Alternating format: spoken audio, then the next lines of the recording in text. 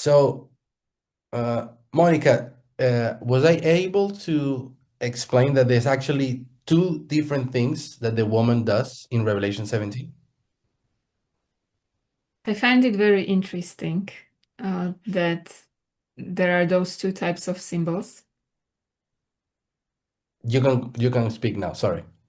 Oh, I find it very interesting that Oh, there she are. she hasn't he hasn't translated fully.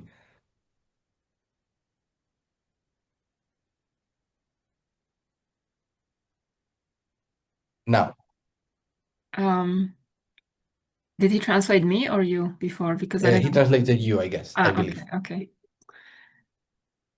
But I have another question that is rising in me. Yeah. That Yeah. how can you have this type of human relationship with a throne?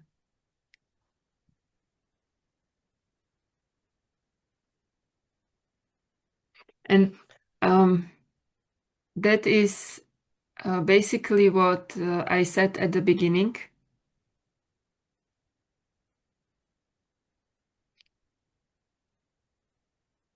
It's a question that rose in our group.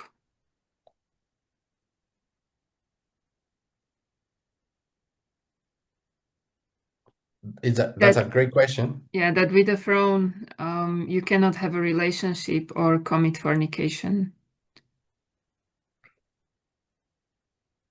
Sorry, not fornication, adultery.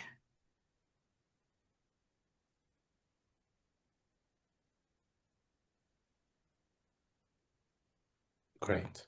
And you're right. You cannot commit fornication with the throne.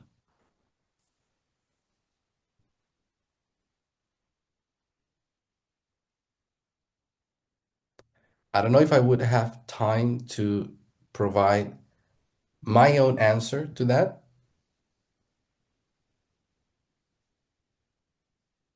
Probably other speakers would explain it differently.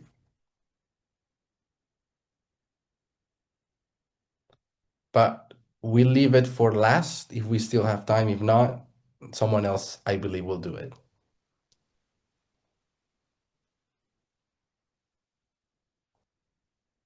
So I hope that at least the part that I said, the woman does two things in Revelation 17.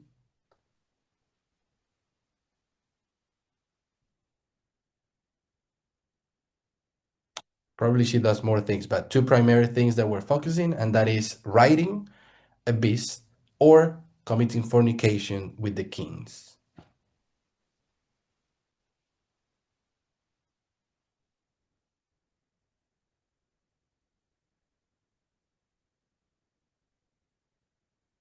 And as always, when there's two symbols, it's because there's two different purposes.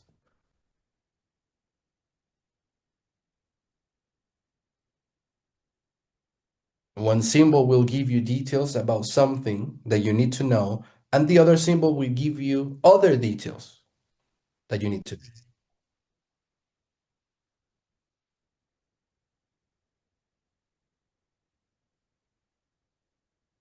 Now let's try to understand the beast itself. Well, we have to finalize the definitions of woman, beast, and head.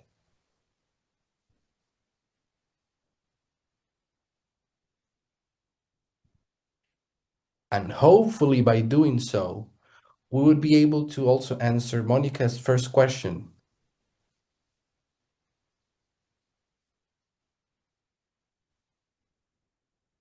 How come the woman can have a relationship with a beast that was dead? I think that's what you said.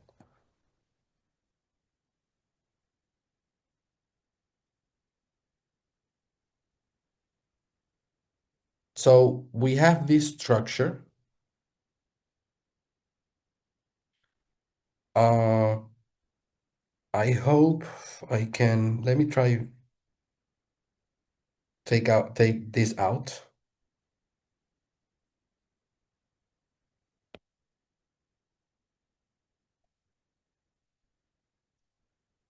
and put it somewhere else. And let's talk about the woman bee's head.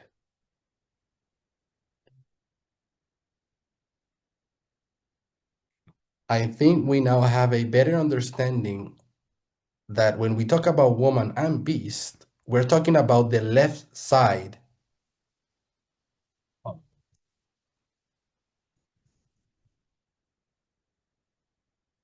We're talking about rider horse, not uh let me put it here, not fornication.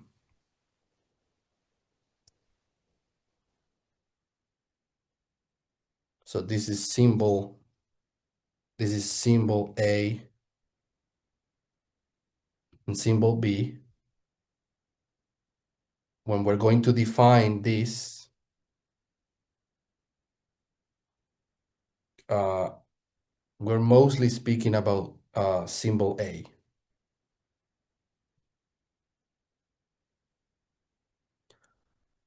In the ICM, some of the definitions that were given was that a woman is an entity,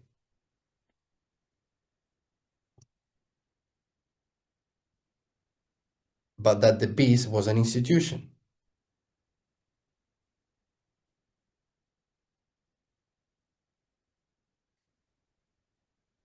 And now there's something else we need to take from this symbol.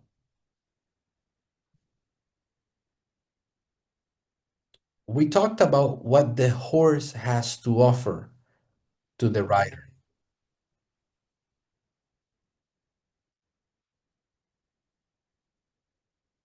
In simple terms, it's the physical power of the horse,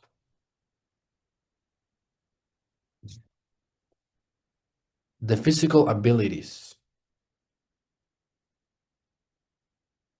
So the horse has to give to the woman power. I'm gonna put physical power. I don't think that's the way. Uh, is it like this? I don't know how to spell physical. I think it's correct. Okay, we understand. Um, and we know that the horse doesn't need anything from the woman. But I'm not talking about what the horse needs. I'm talking about what each party provides. The horse has the physical power. That's why the woman wants to sit upon the beast because of the power.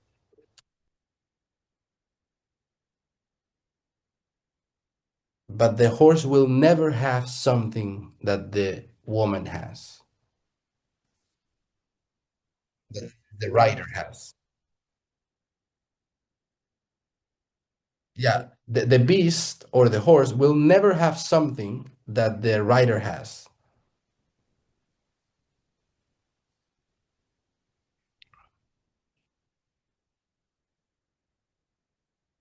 And what is it?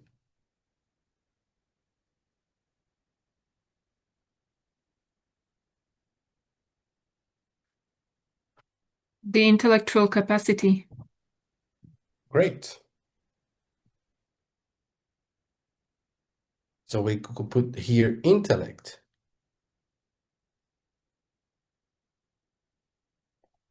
because the woman, being a human, has something that in English is called agency. I don't know.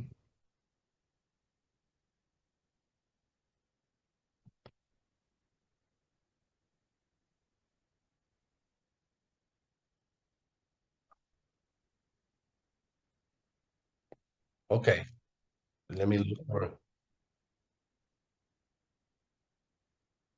Okay, there's two type of agencies.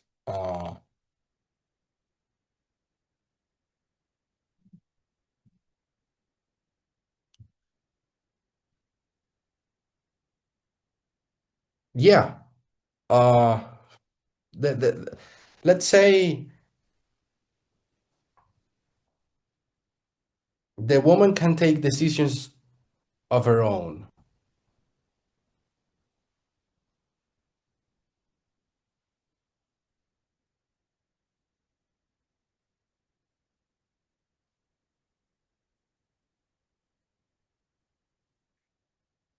We know humans have purposes. We have goals.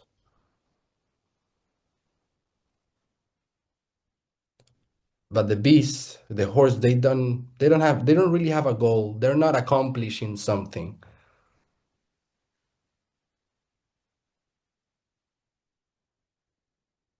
So when we say that the woman has agency, she's an independent uh, entity that has its own ideas.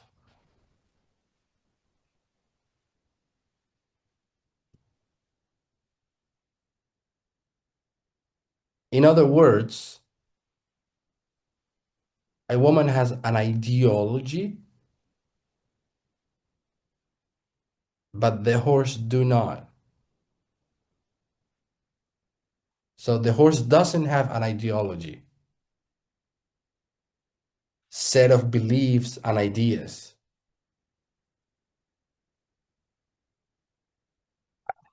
I just wanted to say this because you can see it in the symbol. The horse doesn't have the ideology.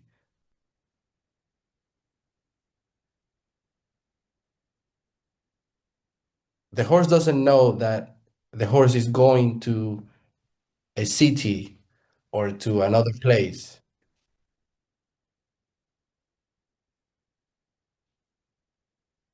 It doesn't know where it's going. It only knows that it's being controlled. But who has the destination? Who knows the address? Who knows who is going to, where it's going to?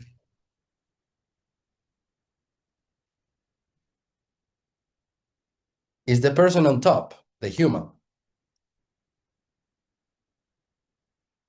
So that's also why part of the definition of woman, it's an entity with an ideology.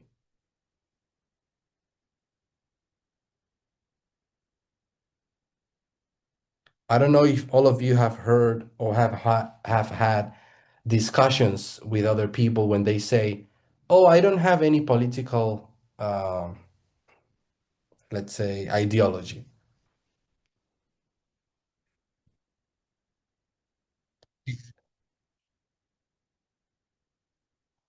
Have you had conversation with people that say that they don't follow any particular candidate, they don't vote for anyone because they don't have any ideology?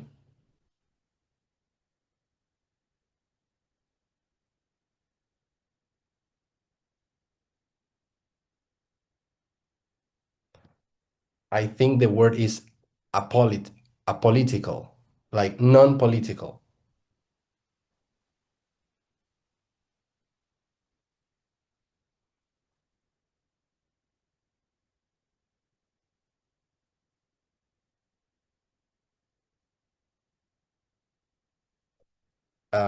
What do you say to someone that says they don't have any ideology?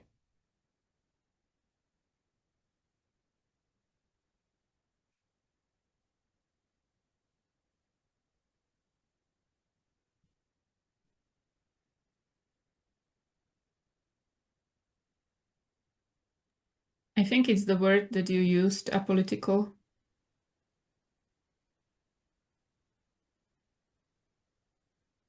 And do you think someone can be apolitical?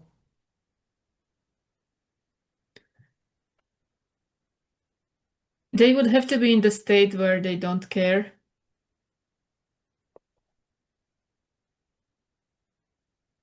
I think I was there to a certain time period.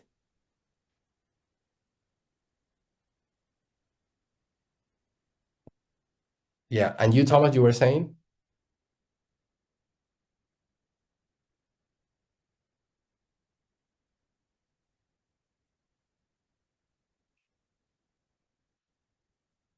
So Thomas is also saying that sometimes people do not even know that they are in a political side. They just don't know. What do you say? Yeah, you can translate.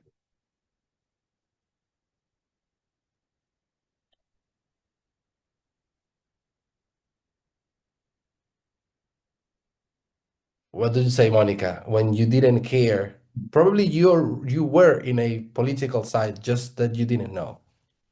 Do you agree?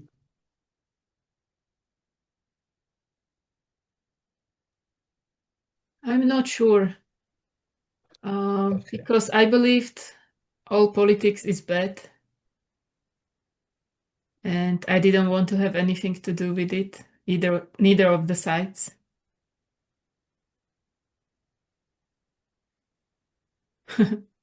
But when it comes to particular positions, you have positions. Yes. Uh, so when people talk about political parties or candidates, they say, "Oh, I don't support any." Hmm. But when you go to specific policies, they do say opinions, You are right. and that is part of what many have also have tried to make people understand. Everyone is political.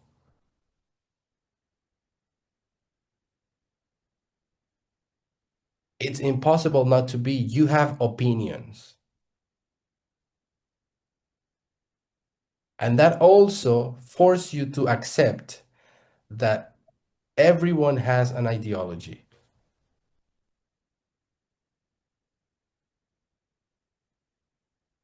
Whether we can define it or not, we do have an ideology. Just by the fact that we are humans, we have an ideology. Uh, so the woman has an ideology, uh, and it is being called an entity. Someone want to say something?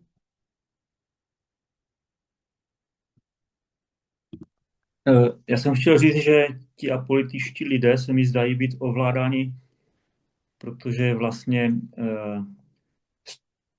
se o to nezajímají a tak jsou trochu podobně jako by tomu zvířeti, no.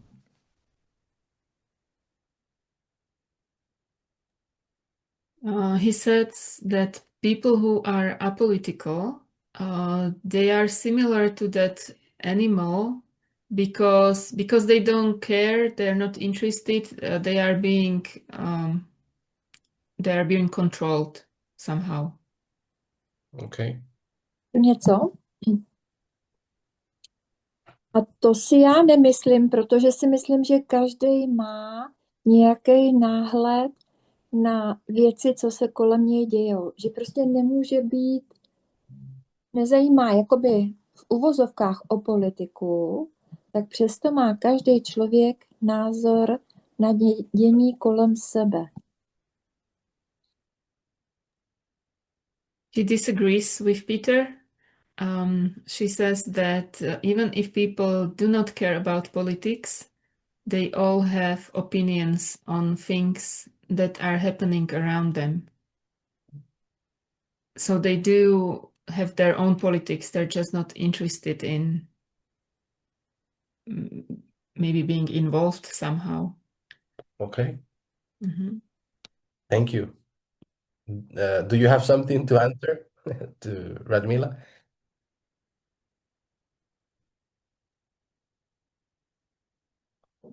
I mean, I think she answered to, was it Peter? I wanted to know if he had something to say.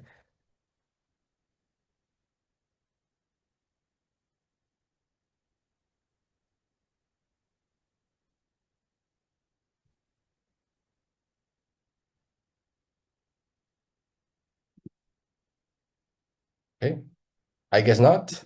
Já jsem chtěl jenom říct, že prostě když něčemu člověk nerozumí, tak ho to může ovládat, no. What I meant to say is that when someone doesn't understand things, he's easier to be controlled. Okay, fair enough.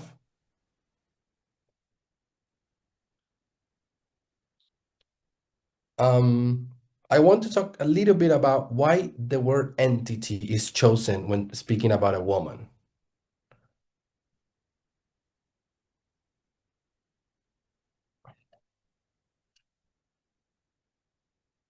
And when we look at the seven kingdoms,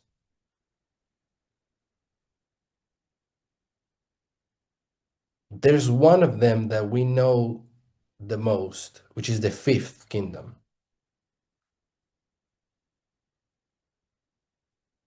The papal era of the Roman Empire.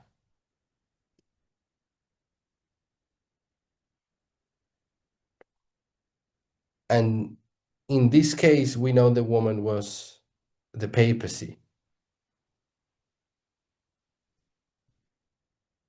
The papacy being the institution,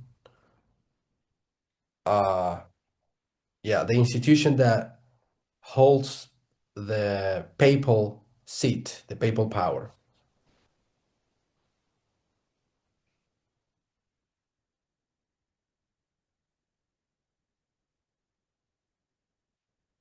So I believe when the five speakers were studying this topic, and Elder Parmenter, they knew that the woman in the fifth kingdom was an institution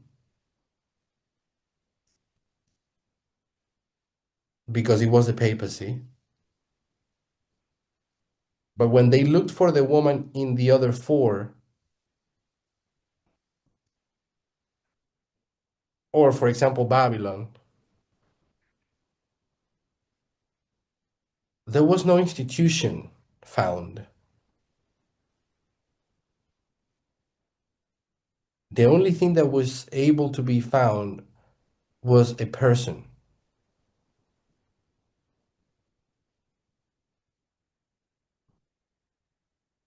In that case was Nebuchadnezzar. And an easy way to prove it, that Nebuchadnezzar was the person with the ideology that was controlling the beast.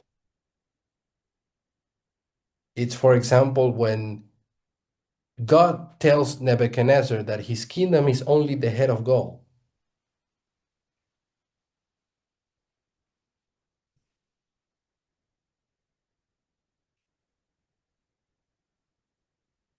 And that his kingdom was going to end at some point, and other kingdoms will come in the future.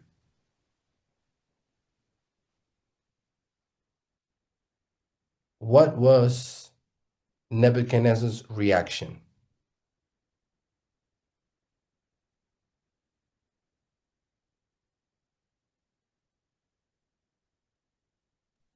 The following chapter. On chtěl, aby jeho království zůstalo na věky.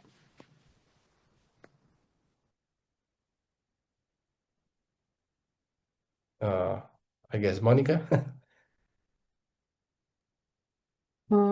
He wanted that his kingdom stays forever. So there you see ideology. He has a specific purpose. He wants his kingdom to remain forever.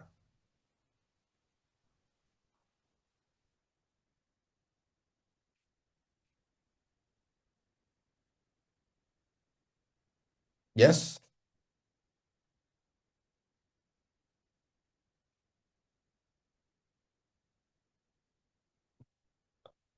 You mean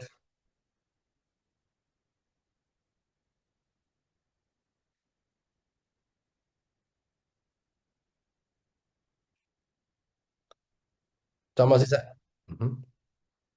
Thomas is asking about the point or the time where Nebuchadnezzar said, gave glory to God, and even said that everyone should give glory to God.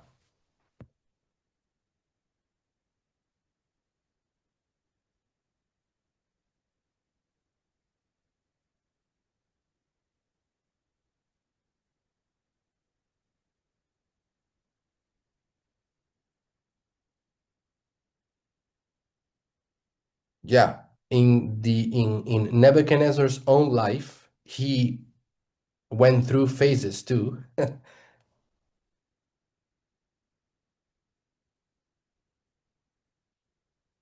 And at some point, when he got too pride,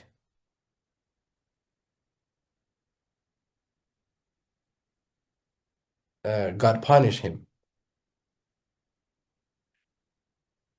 Uh, but at the beginning, he decided, no, I want my kingdom to exist forever.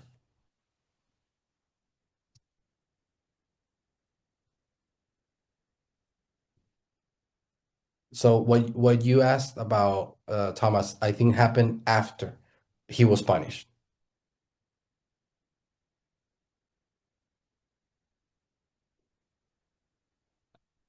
And that is just to, but I'm bringing up Nebuchadnezzar and the statue just to prove that depending on what Nebuchadnezzar believes, his kingdom is going to do.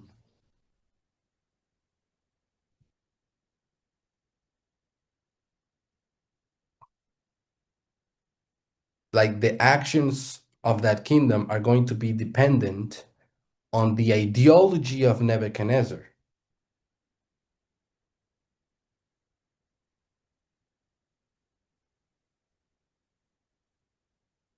But you can jump forward in history and go to his son or grandson, Belshazzar. Remember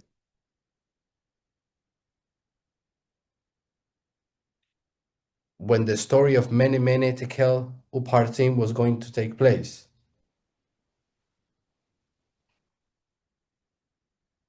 He also had an ideology. And then, well, he was conquered that night. So what I'm trying to say is that we were so focused on the fifth kingdom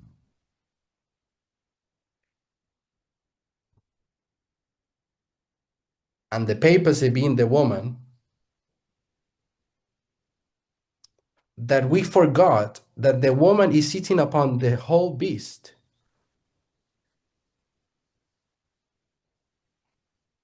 There is a woman on the fourth, on the third, and on the first.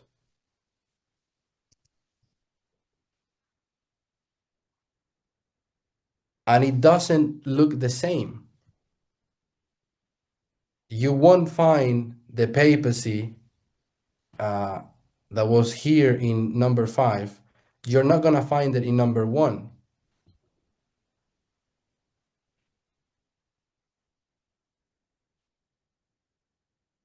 But we don't need to. We need to understand the symbol, understand that it's a relationship between rider and horse, and focusing on symbol A, we could use symbol B. But talking about symbol A, we know that you need to look for the entity that has the intellect, the agency.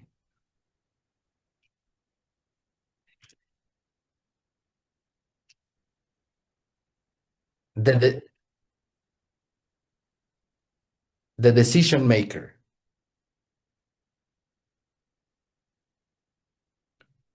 And when you do that, you realize that sometimes the woman it's the person who is also the king.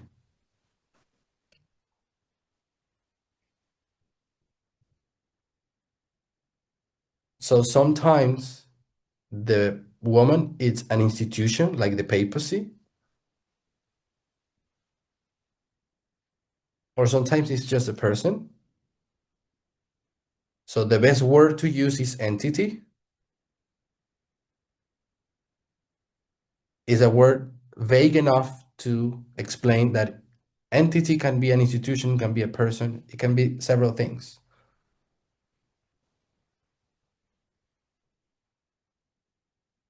And then an entity can be a person or an institution.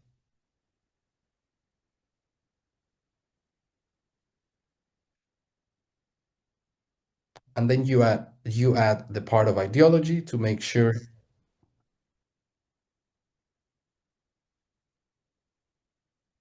So you make sure that we understand that it's not any type of entity, it's an entity that has an ideology.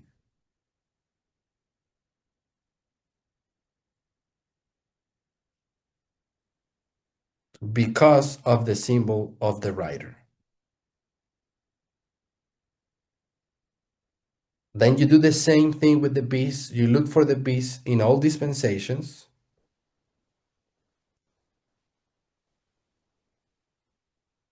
And you realize that in all scenarios, it is always an institution.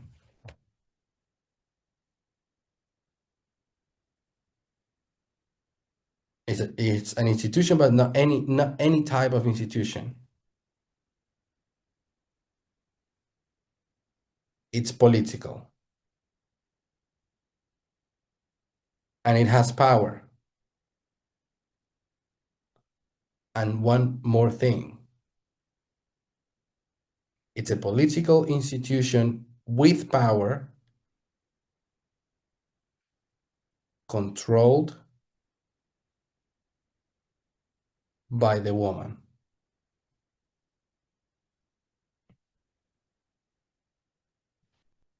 Why you do that? Because you look at all the kingdoms, and then you look at the beast, and you know that the beast is beast when it is controlled by the woman.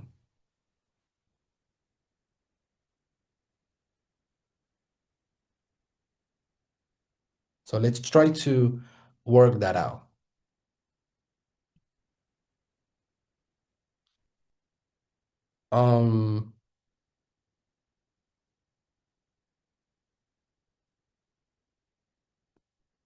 So the beast is the whole kingdom of Satan through 7 phases. And there's one phase that is different than the other 7, the other 6.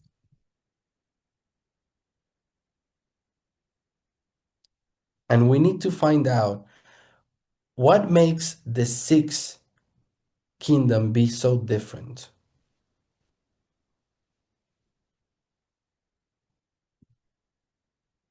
In fact, it's the only phase that it is said that the beast is not.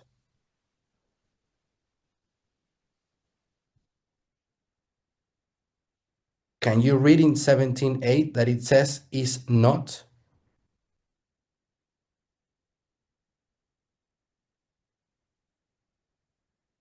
What does it say in Slovak? It says is not?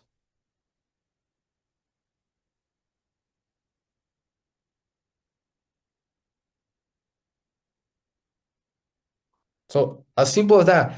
You need to find a way to explain the beast is, but there's a period that is not.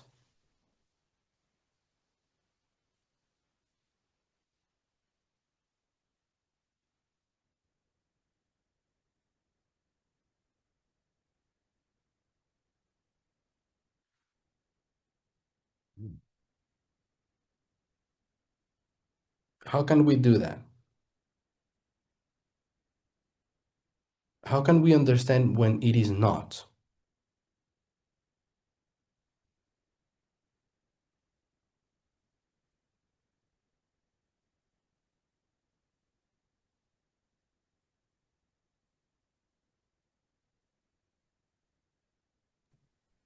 So I would suggest, Můžu? yeah, Ve Švýcarsku jsme to probírali Parmindrem a došli jsme k tomu, že to je otázka vztahu, že pokud ta šelma je ten vztah šelmy a ženy, tak když ten vztah se rozpadne, tak ta šelma není. In Switzerland, we were talking about this with Elder Parminder, and he was explaining that this is the matter of relationship. So when there is this relationship between the two, that's the time when the beast is. And when the relationship is broken, that's the time when the beast is not. great. So you're already familiar with that. Let me see if I understand what was said. You're basically telling me that when you take the person away,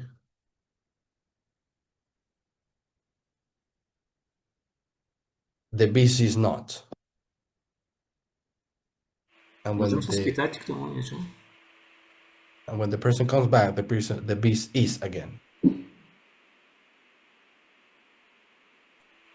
Peter has a question. Že, no ako to dáme do súvislosti s tým veršom 16. v tej 17. kapitole, lebo vtedy v podstate tá šelma nenávidí smelnicu a spustoší ju. Spolu s tými 10 kráľmi, no. How do we put this together with the verse 16, where it says that the beast will hate the woman and will destroy her together with the 10 kings? I think it's the 10 kings, the 10 horns who are going to hate the woman, right? Not the beast.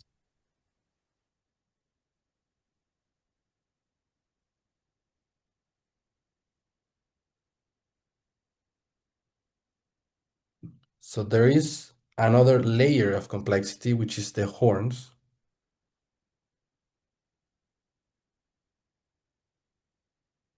which are 10, and they hate the woman in the future. We haven't arrived there. I think this is for the next dispensation after the close of probation. I hope, I know we will understand what the horns are.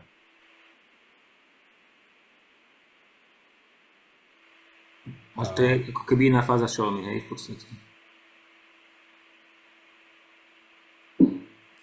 So it's a different phase of the beast. Is that what you mean? I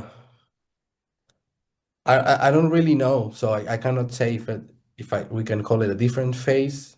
I just don't know what the 10 horns are. I have no idea.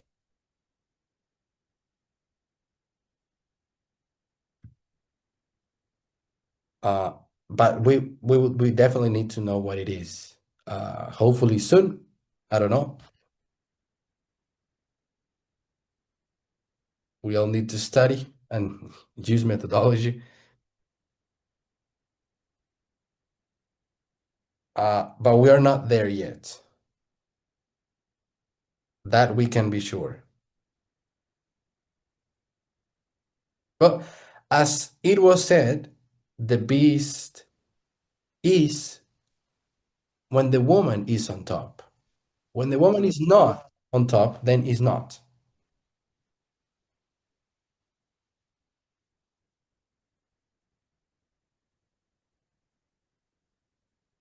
So we can basically do this. Here the beast is. Here the beast is not because there's no woman on top.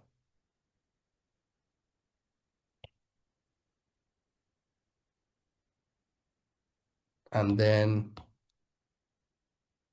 it will be again.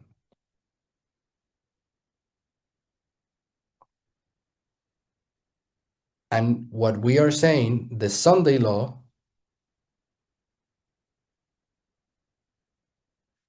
it's the point when the woman sits again. Simple. Then we go understand what the beast is, political institution with power.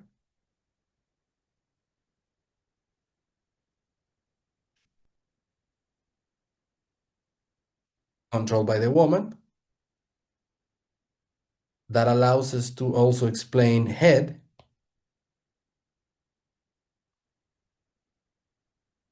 We know the head is simply the dispensations of that beast.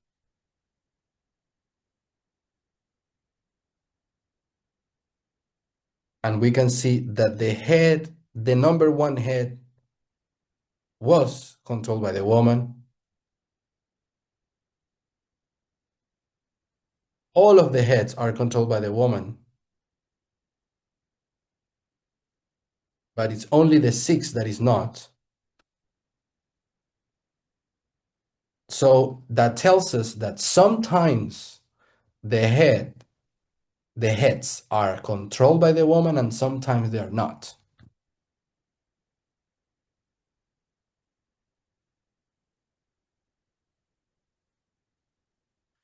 Actually, I have to put this underneath to say the beast is not. I'm going to put it down here.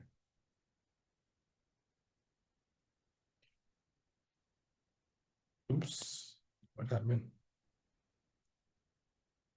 Okay.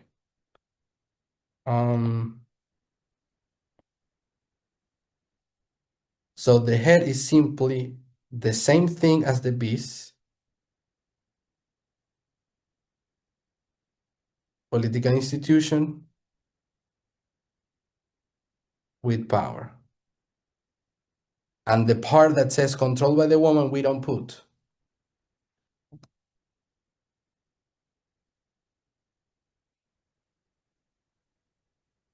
Because the beast is sometimes, the head, it's sometimes controlled by the woman and sometimes it's not.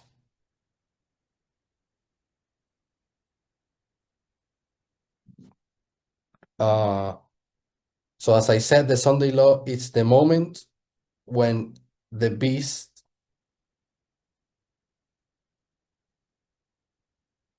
is controlled by the woman again. When the woman sits on top.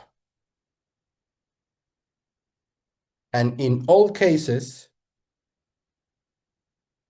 the beast is the political institution that has the power.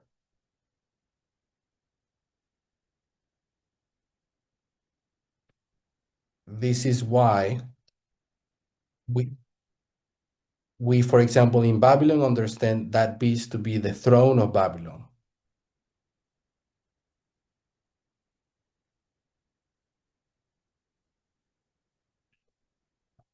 And that's why when we go to the sixth kingdom, we understand that there is also a head. This head. The sixth head. And the sixth head, as we said, it's a political institution with power.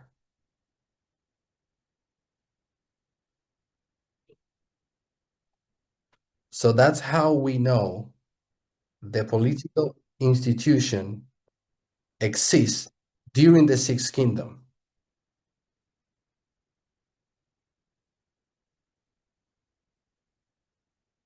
What I want us to understand is that when it says that the woman is, when it says that the beast is dead,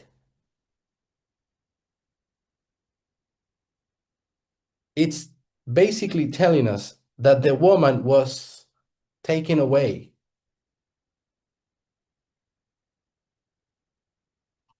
She fell from the horse. And now there's no beast. That's why it says the beast was, is not, and will be again. But in that gap where there's no beast, and we say no beast because for the beast to be beast, there has to be a woman on top.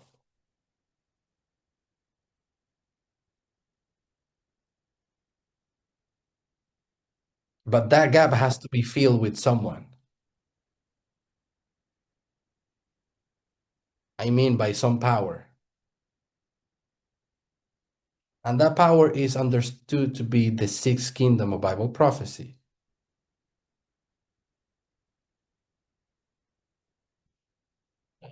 which is unique. Unique in the sense that this scarlet woman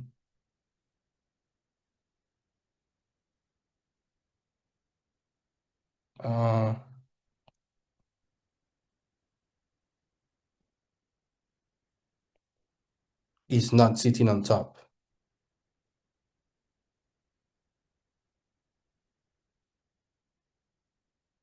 So first summary that I want to give,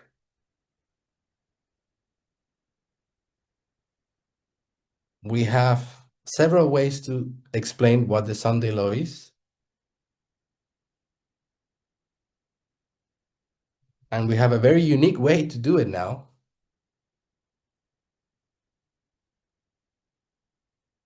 The Sunday law waymark, it's when the woman seated on the beast again.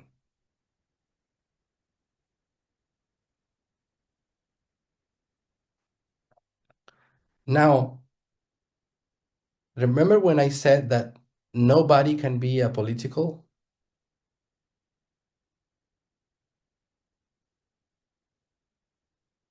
The same way, political institutions cannot be apolitical.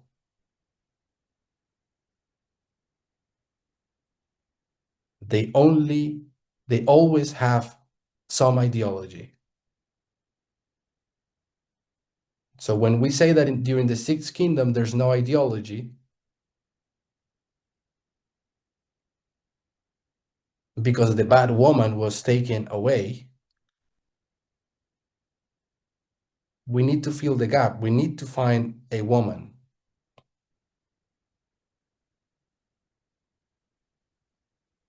Sitting upon the head.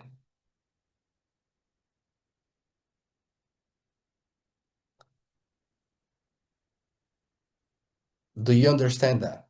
I mean, am I forcing things, or can you see it?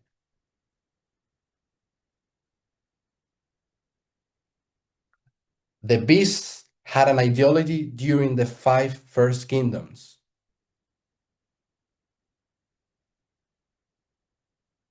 Because it had an entity with an ideology controlling that beast.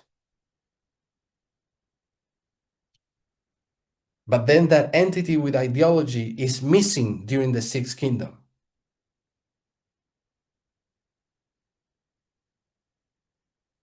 But there's still a political power, a political institution. And political institutions always have an ideology. It means they have an entity with an ideology controlling them.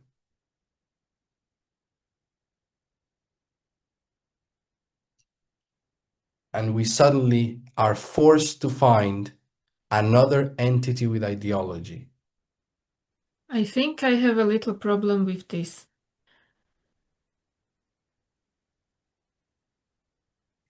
Can you speak now again? I couldn't hear you. Yes, I have a problem of thinking of political institution as something with ideology.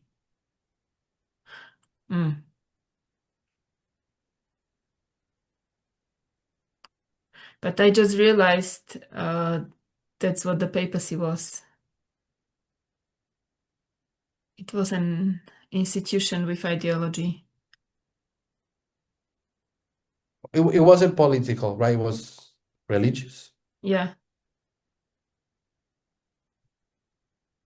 Probably the words that I should have used was political institutions.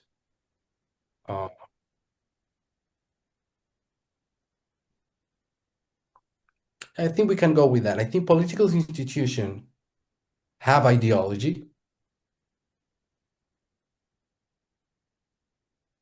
That's why they are political. But in our language of Revelation 17, what we actually say is, well, there's an entity that controls the political institution, and that entity has an ideology.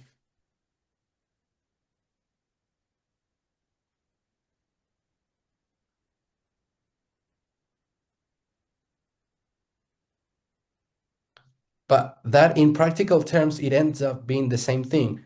The political institution always has an ideology.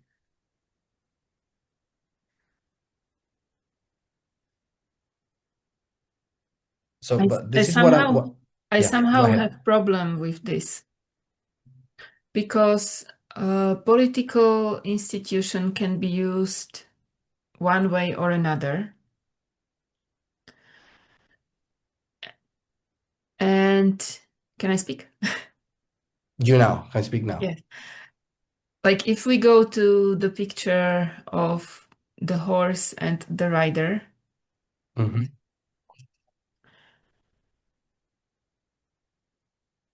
it's the rider who decides whether they go left or right.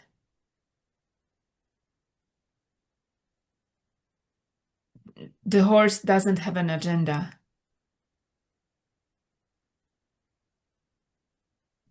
Exactly. That's true. So if the horse is the political institution, they don't have ideology, they don't have agenda.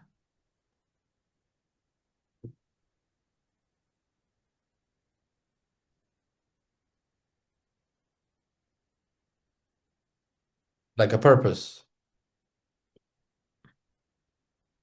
Yeah, you said it perfectly. Now, it is our decision based on methodology. Are we saying that the sixth kingdom was a horse running, wild, like with no purpose, or the sixth kingdom had a purpose? It did have a purpose. You can speak now. Oh, sorry. Yeah, It go ahead. it did have a purpose. Okay. So, But there was, to my understanding, that's what we call the good woman sitting on the throne. Or is that wrong? yeah, So it's not the throne that has ideology, it's the woman that has ideology. yeah, you're totally right about that. Is the woman that has the ideology. I guess I was looking for a way to makes us see that a political institution always has an ideology.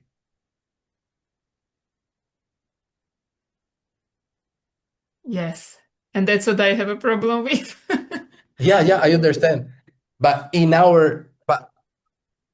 I'm using worldly terms.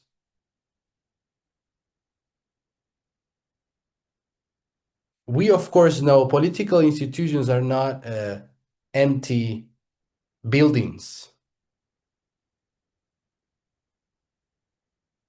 No institution is an empty building. Political institutions have the different departments, people, roles, hierarchy.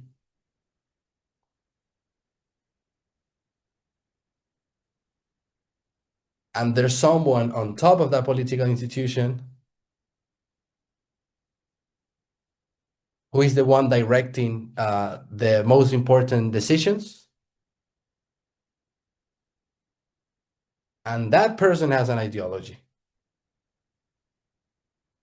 So it ends up being a person. I was using I was playing with my words, and that maybe confuses. When I say a political institution always has an ideology, I'm actually saying a political institution, it's always being controlled by someone.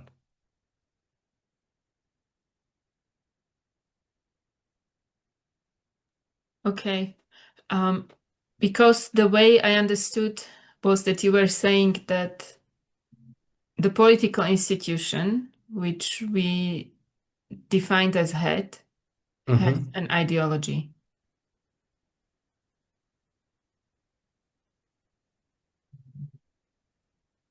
Yeah, you're making a perfect distinction. You can go ahead. Yeah, that's what I understood you to say, that the head has the ideology.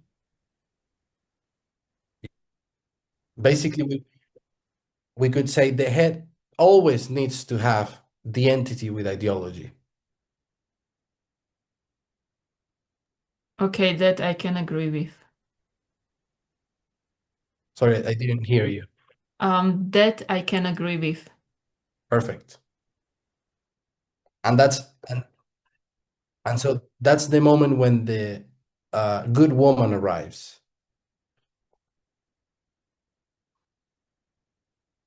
Parabolically, we know that there has to be a woman. During the sixth kingdom has to be someone directing,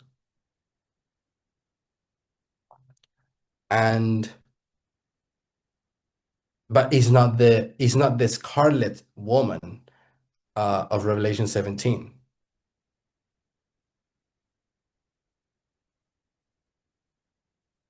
It's not Babylon, the mother of harlots, riding that head.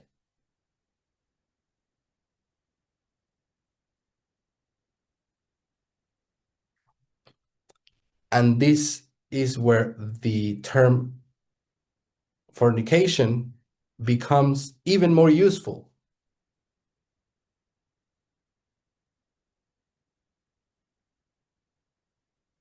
Because there's a relationship here of someone already having a relationship in another relationship.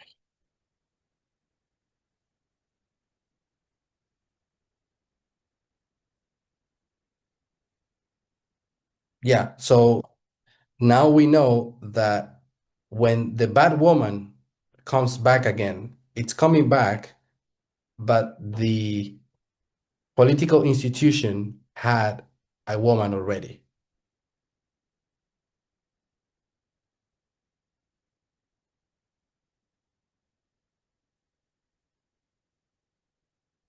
Meaning the beast is dead only because it doesn't have the bad woman on top.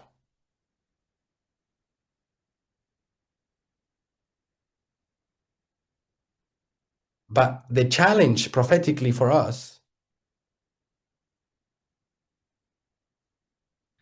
is that the political institution that the bad woman is going to take back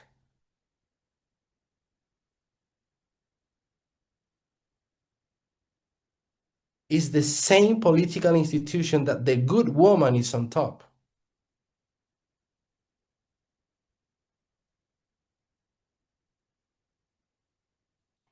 Small parenthesis. Let's go from 1 to 2.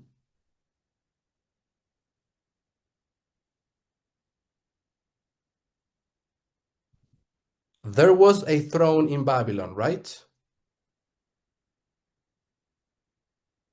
And the power that is coming is the Medes and Persians.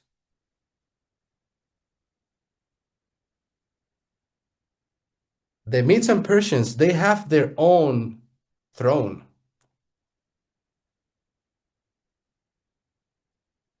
They're just going to conquer the territory of Babylon. And now the woman with ideology, it's whoever is writing the Medes and Persians.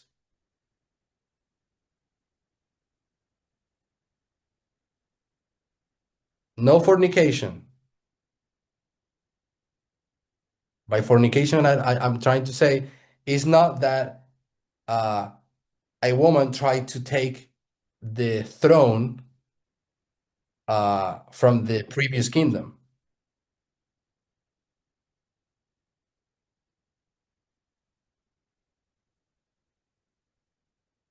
What happened here was a political transition between a stronger kingdom defeating another one.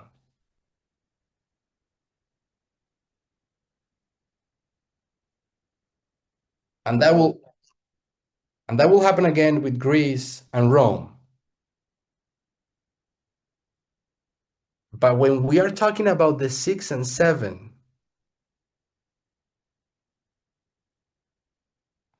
we're speaking about the same nation. Now it's not China or Russia that is the seventh kingdom and they are conquering the United States.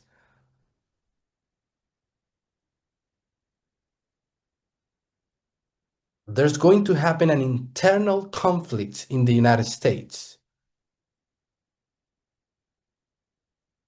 The United States, the sixth in the first phase, because we know the United States is both the sixth and the seventh.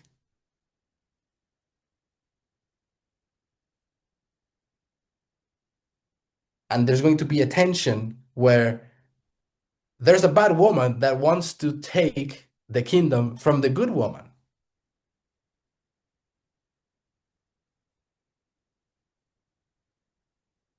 It's not another nation. That nation also has a woman. China, for example. No, it's not the beast of China wanting to take the beast of the sixth kingdom. Or I should have said the head of the sixth kingdom. No, it's an entity with an ideology within the United States that wants to take the head from the good woman. And when that happens,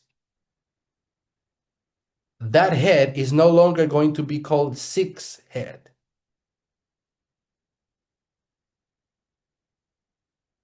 It's now going to be called the seventh head.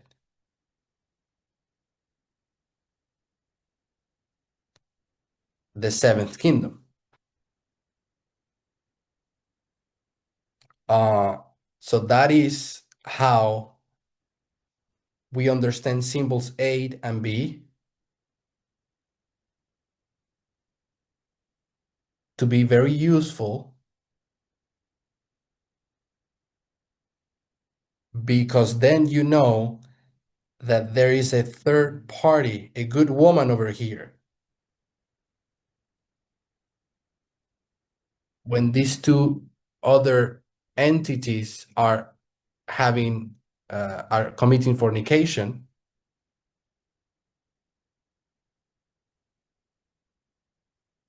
you suddenly know it's not only fornication, it's actually adultery.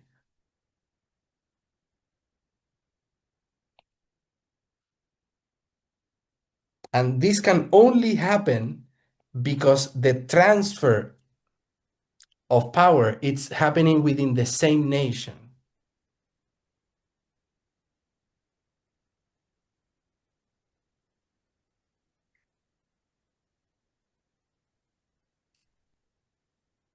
Monica? I thought you were going to say Yes, something. I have a problem. Yeah, go ahead. Let's try to figure it out together. How do we know it's adultery? How do we know it's not just fornication?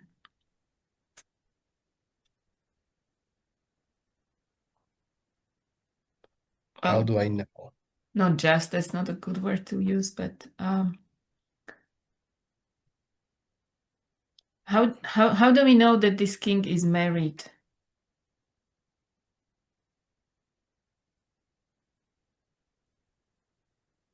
Okay, we have symbol A and B. Symbol A, it's animal and a human riding the animal.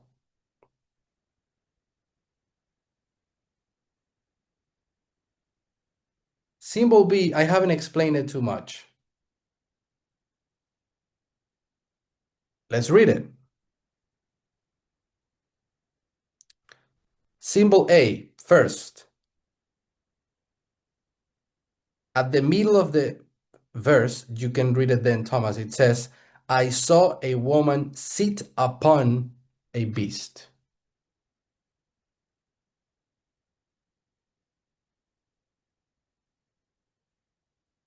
Yeah.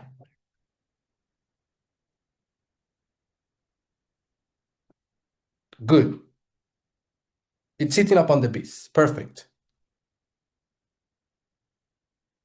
But that's not the only thing the woman is doing. Verse 2. With whom the kings of the earth have committed fornication. Two things. I'm not going to talk about the other things. I want to talk about two things. One, she sits upon beast.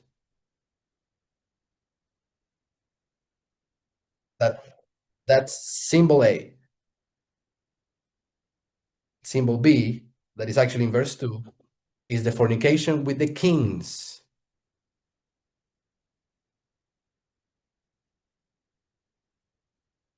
So the word sitting upon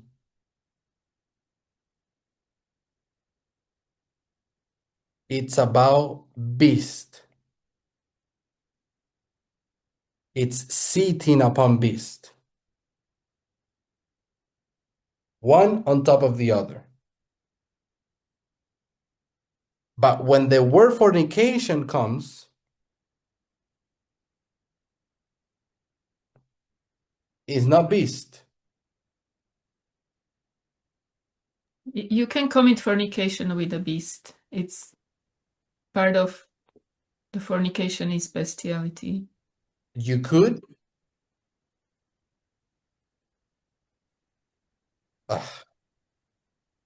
In some way, but it's never mentioned in 17, in chapter 17. The word fornication is always tied to kings.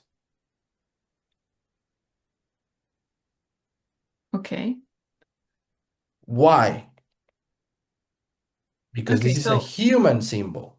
Okay, human and human, but still this doesn't tell us that the king is married. Sorry. Now you speak again. Sorry, we couldn't hear. Still the word fornication doesn't tell us that the king is married. Oh, yeah. We're just first separating symbol A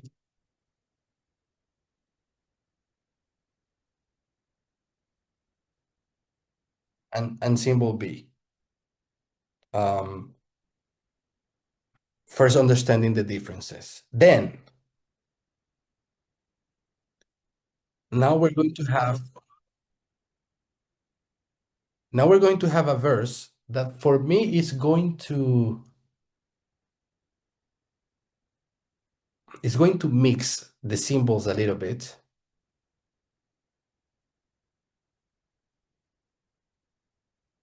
But that's what, for me, helped me understand that A and B are two symbols to describe the same thing.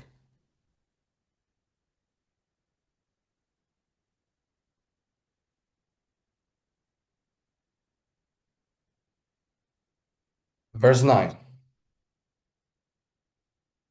I'm going to jump, and then it says, the 7 heads are 7 mountains,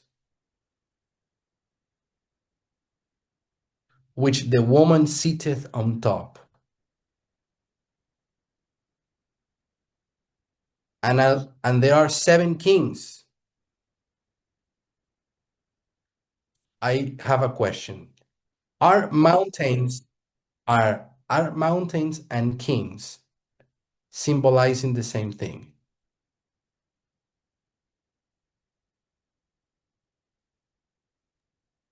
Seven mountains, 7 kings. Is it the same thing? My understanding is yes. What did you say, Monica? Sorry. My understanding is yes. My understanding too. So I have a question. When it says the woman sitteth on top, look at the word sitteth again.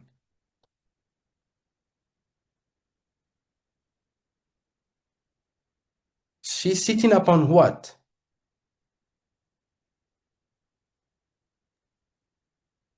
Kings, thrones. I don't know how to call it. Yeah, it says mountains. Yeah, go ahead, Thomas. Sorry.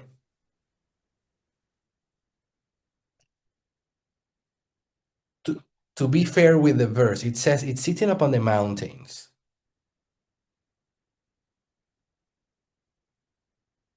And that is good. You can sit upon a mountain. A human sits upon a mountain. That's totally fine. But then it says, but the mountains are 7 kings. And now the symbol doesn't fit. A woman cannot sit upon kings. Or maybe yes. So here's what I want us to see that sitting upon a beast is symbol A.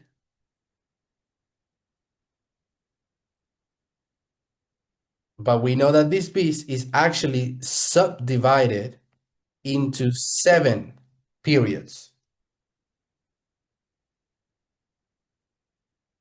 The beast has 7 heads. And basically, the woman is also sitting upon those 7 heads.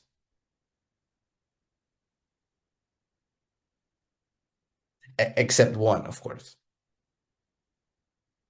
So what I'm wanting to say is that symbol A and symbol B, they are describing the same thing with different symbols.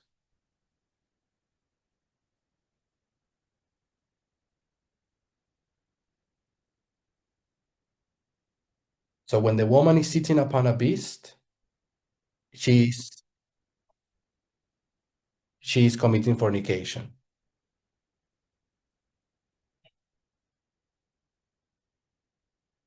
So I would say kingdom 1 to 5. The woman is sitting upon a beast, correct? We know it is true. But prophecy is saying that whenever she's sitting upon the beast, she's also committing fornication because it's talking about the same thing.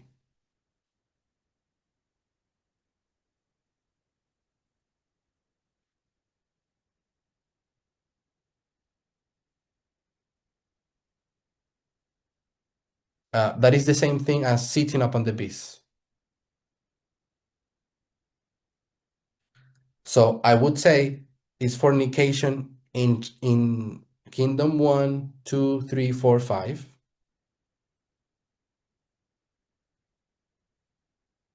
Then there's no fornication in 6 because she's not sitting. Remember that sitting and fornication, we can interchange.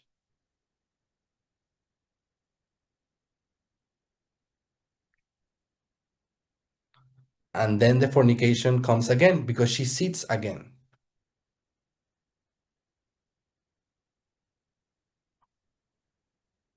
So all instances, it is fornication.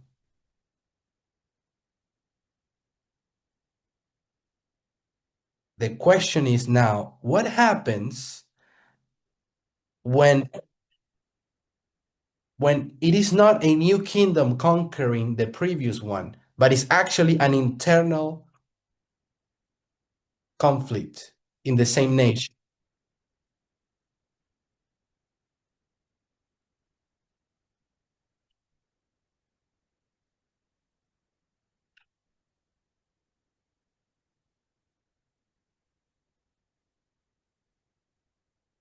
It's okay. From 1 to 5, one kingdom conquers the previous one.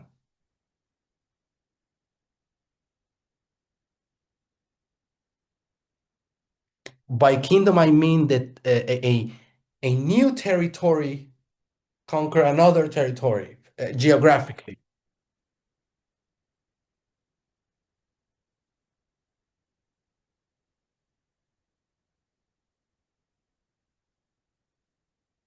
But now from 6 to 7, this is going to happen in the same territory.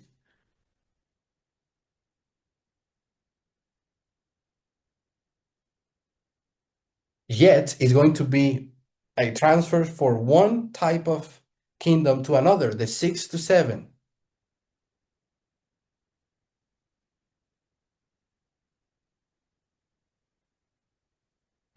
And here's when that's one thing. The second is that the 6 had already a woman. Do you remember that there's a woman in Kingdom Kingdom 1? Is there a bad woman in Kingdom 1, Babylon? There is. It's the same woman. It jumps. It jumps from one person to another as long as they are controlled by Satan.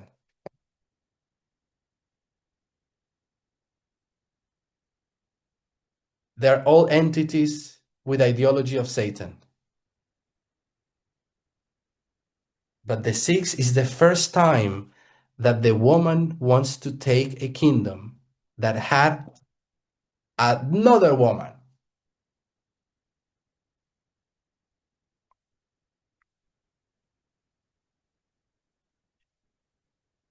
Look, if this was the bad woman here, we could just say fornication. We could not say adultery.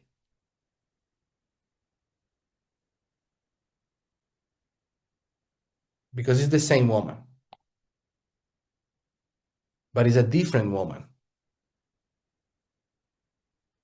that tells us that, let's call it the 6th king.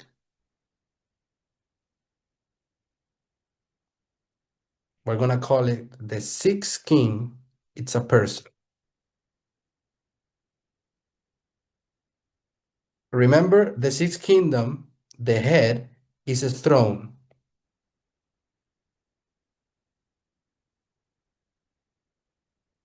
This is what you have been taught. But in symbology, the word that it actually uses is king.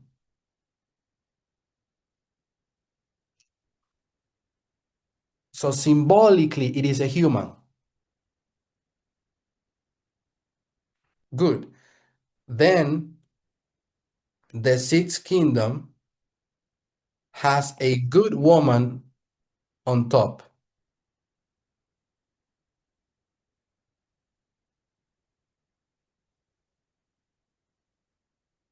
This is the good woman.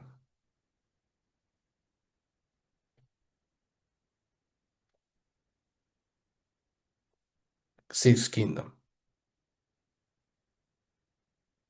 So the bad woman, it's here, and she's committing fornication with this king, which is the throne. But let's first understand it at the level of the symbology of Revelation 17.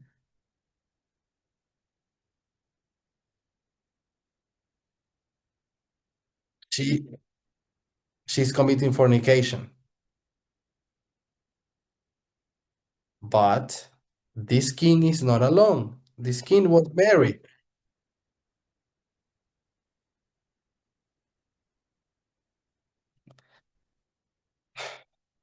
Let me ask you a question. Through parable rules, if this woman is committing fornication, fornication is a word for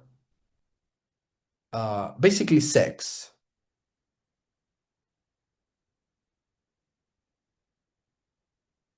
But it's a bad word. Negative.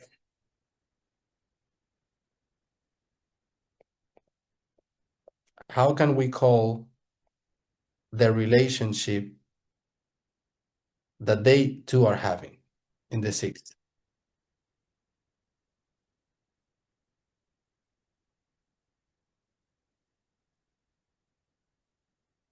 The sixth kingdom and the good woman.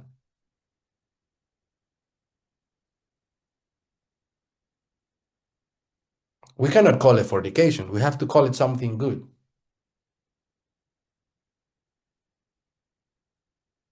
Because it is a lawful relationship.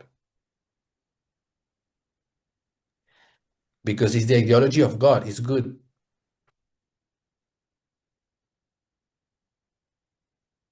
So I don't know if we have a neutral, good word for a lawful sexual relationship.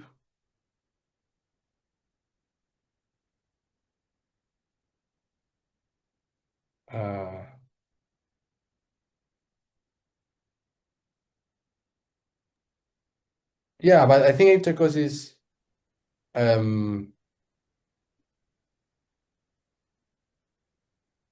negative. I don't know. I'm going to call it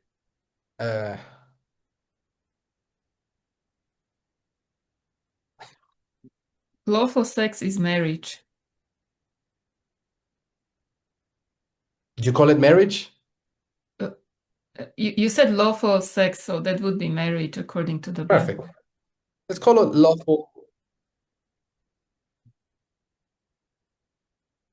lawful sex. It's happening in a proper setting, by the right laws or whatever.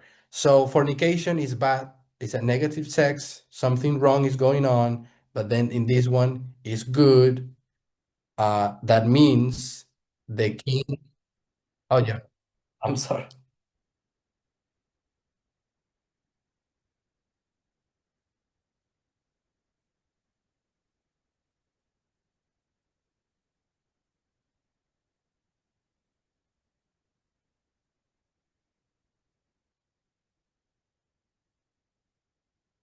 Yeah, so if you know that in the past it was actually the bad woman, I'm gonna put here, having sex with the king, these two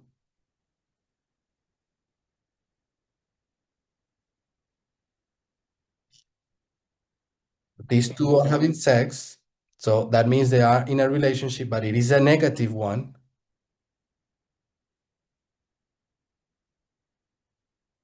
And you know that when the good woman is in here, is because they're also they're also having a relationship and they're married.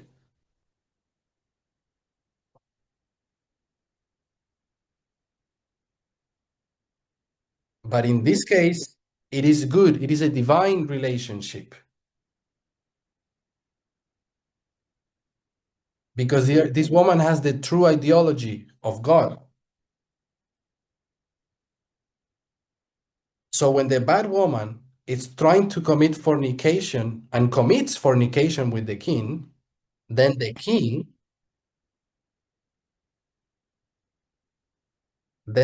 is committing adultery because he was married.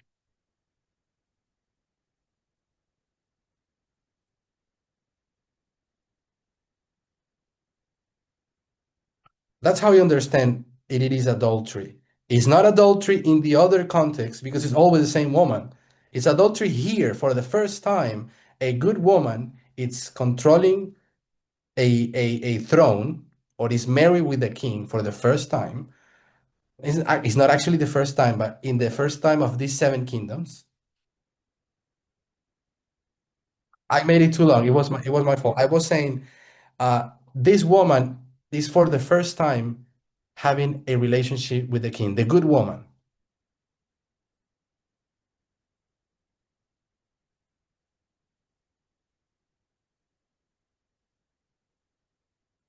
Yeah.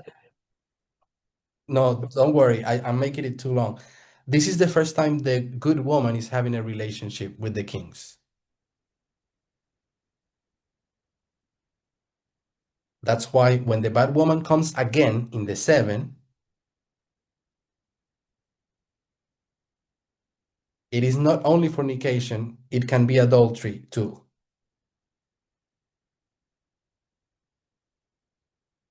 But I don't know if my explanation is good enough.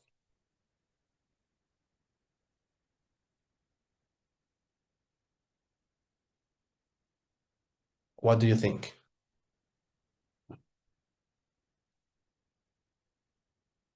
That's why it is fornication, but also adultery.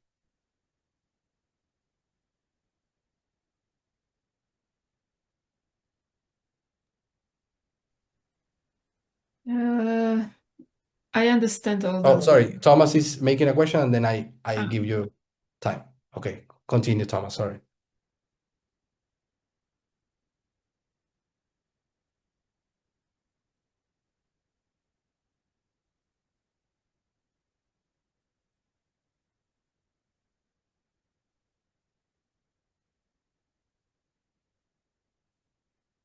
Okay. Thomas is asking, uh, he seems surprised, but the 6th kingdom, it's a relationship with a good woman. And he asked, what is the good ideology? What is this good woman? Is that the question?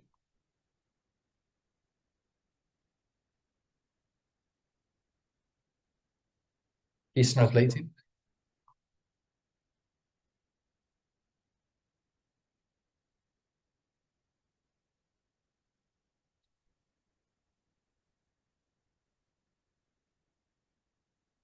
Okay. Do you remember the good woman of Revelation 12?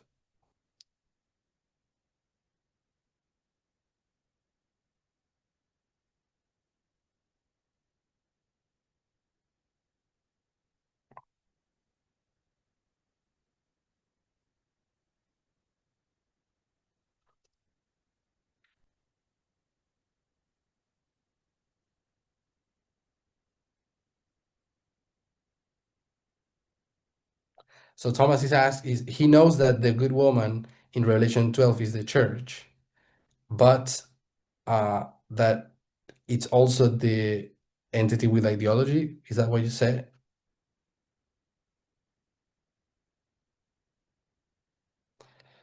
Um, it's more than just the church, you just said.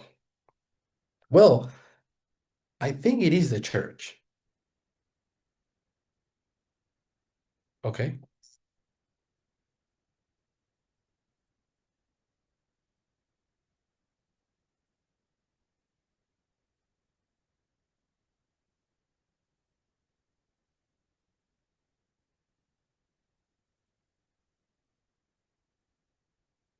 I think this is how sometimes prophecy takes us by surprise.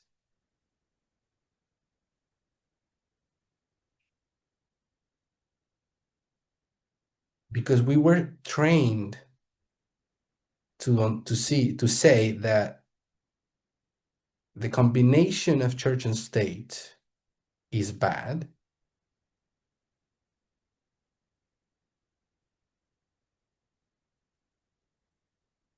But I think Revelation 17 is telling us that what is bad is not the combination of culture, if you want to call it church and state,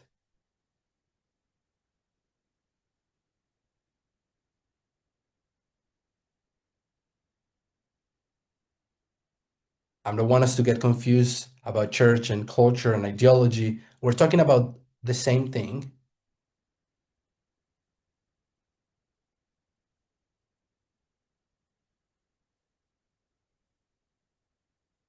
We were trained to believe that they can never be mixed.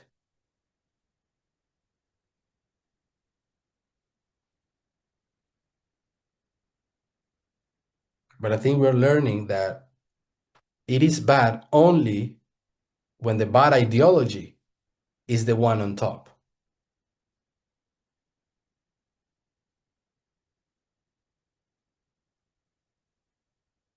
But it's not bad when it is the good ideology. Let's walk through that very quickly. Do you all remember that the good woman, she fled to the wilderness?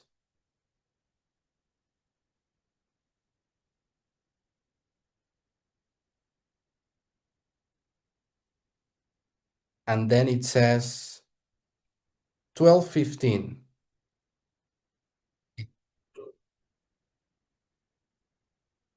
It says, and the serpent cast out of his mouth water as a flood after the woman, that he might cause her to be carried away of the flood.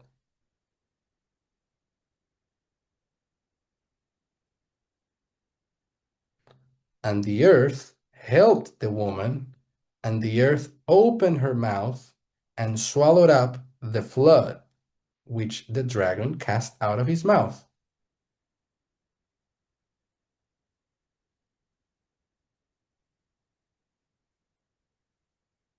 I hope we remember what moment is this when the earth held the woman.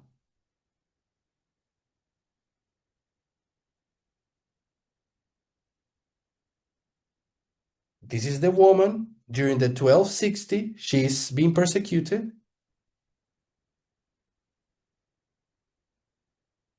She's almost going to be destroyed. But then the earth held the woman.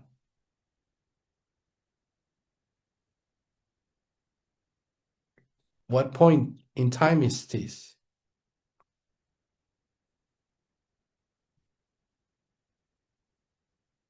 I'm going to put it in the whiteboard. Is this?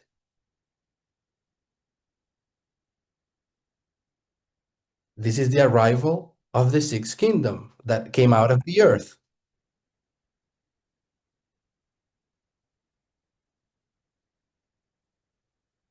I guess what we always thought is that the woman fled to this new kingdom.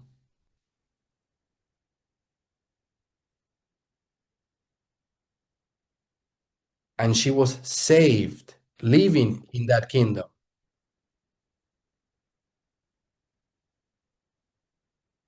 But I think what we have to see now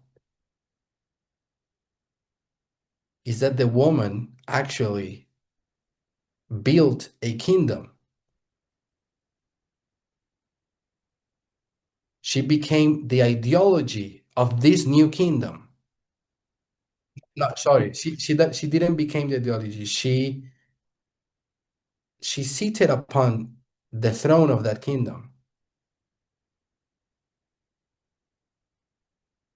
We never thought that the good church, the ideology of God, that is the good woman, would be controlling a kingdom.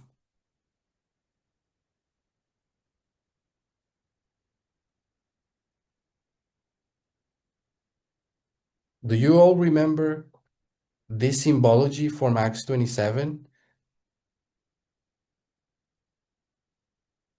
What's the name of a ship that is an institution, political institution with power,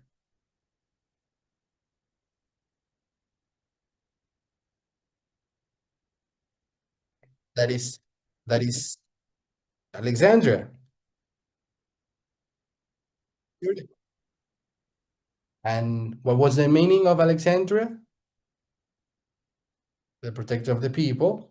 So we know this kingdom that is from 1798 to 2024.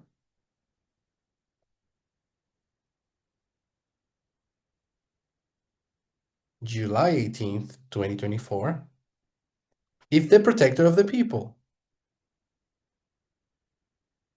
So, of course, the ideology of the good woman, it's controlling this kingdom.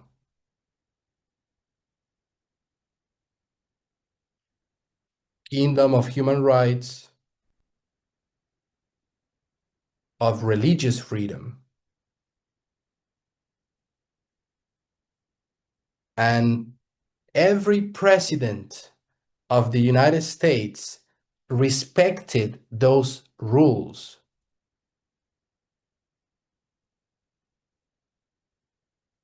You may say that some went good, some were better, some were worse, but all of them respected those rules.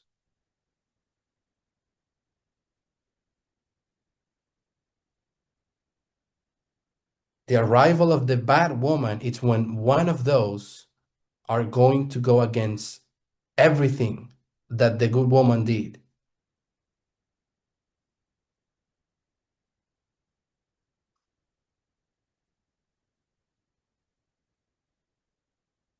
It was a process.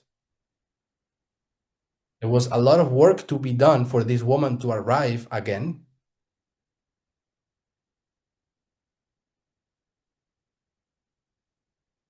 But she finally did it. And if we talk about only the symbol A, the beast and horse,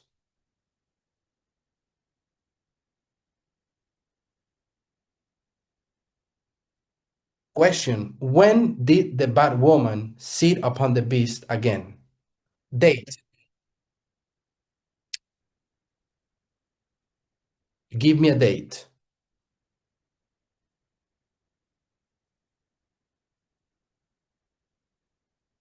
When the bad woman seated upon the beast again.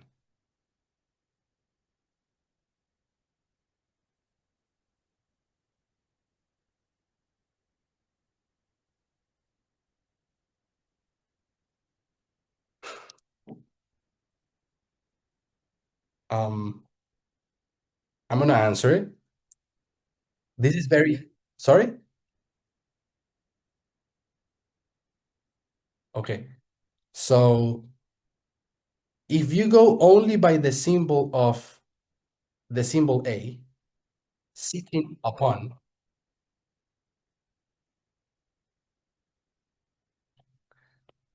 and what you sit upon is the throne, you sit upon this throne, and you are the bad woman, you would only be able to say that this happens the full when Trump comes back to power. I know I haven't explained about Trump. I didn't have time.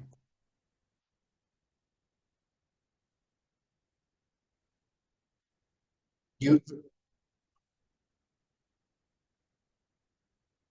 you know that sitting upon only happens in January.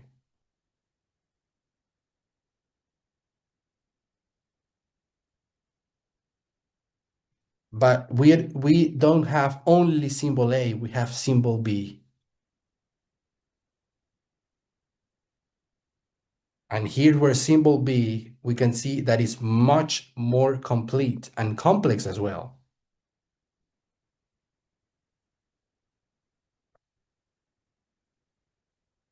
It has more details. It tells us that adultery can happen before the physical touch.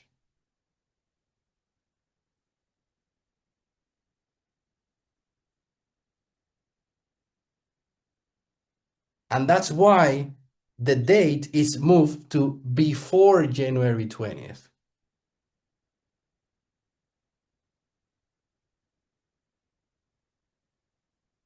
It's some moment before.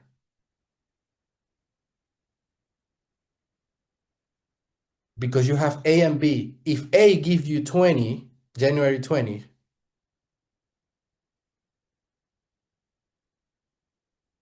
and symbol B tells you that the sex also happens in January 20th, the physical moment,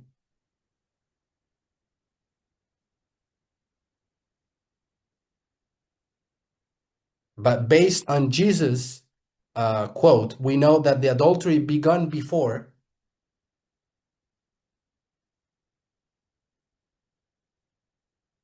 This is the moment where you have to find when the adultery happened in the mind.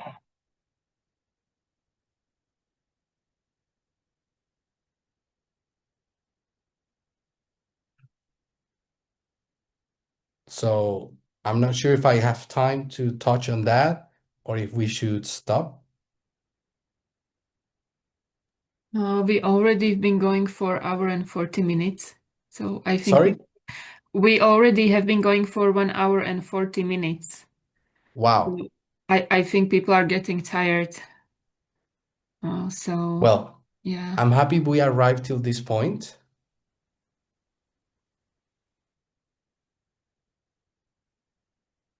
We simply talked about the transition point from one kingdom to another.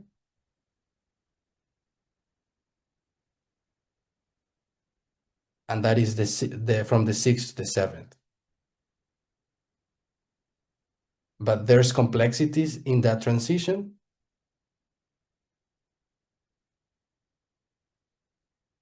And the symbol that can explain that complexity better, it's symbol B, fornication.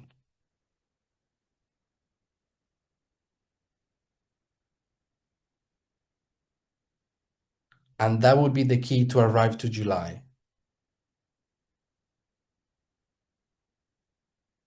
For that, someone will have to answer Monica's question. How can a woman commit fornication with a throne? A little clue for that would be the Ostrogoths. But we're not going to talk about it.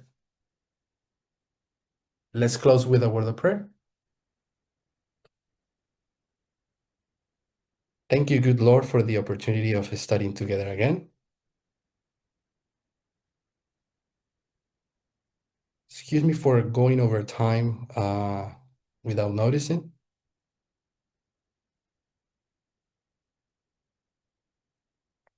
I want us all to be able to go slowly and fully understand each step.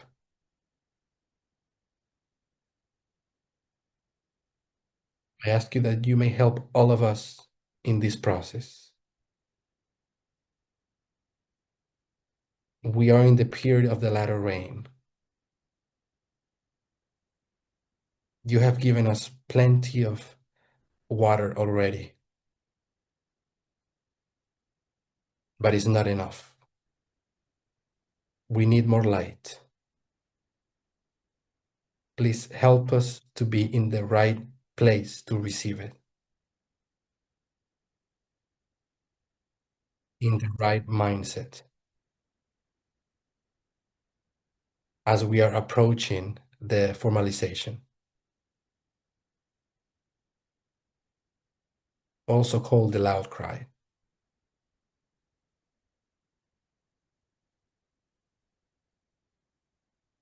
Save us all. I pray all of this in the name of Jesus. Amen.